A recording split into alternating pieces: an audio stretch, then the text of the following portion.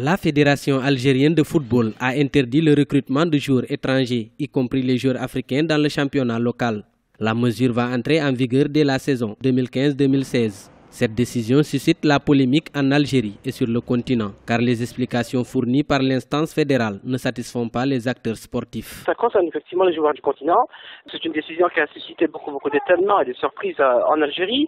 Visiblement concerne tous les joueurs, y compris les joueurs africains, puisque la fédération n'a pas vraiment expliqué. Bon, elle a tenté de justifier cette décision, aussi étonnante soit-elle, par des mesures budgétaires et par l'incapacité d'assurer des salaires hauts pour les joueurs. Visiblement, c'est une décision qui n'a pas été concertée, qui n'a pas été soumise à débat ni mûrie. Les joueurs étrangers déjà en contrat avec les clubs régionaux sont autorisés à rester pour cette saison, mais leur contrat ne sera pas renouvelé lors du prochain mercato.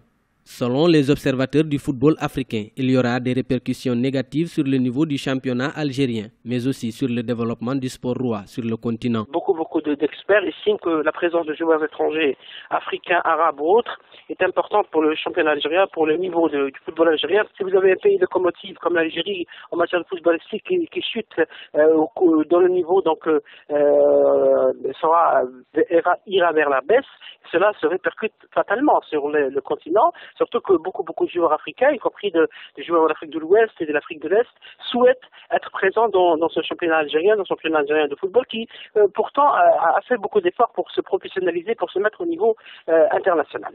Dans le communiqué rendu public par la Fédération algérienne de football, le bureau exécutif justifie sa décision par les difficultés financières pour payer les salaires et les indemnités de formation des joueurs.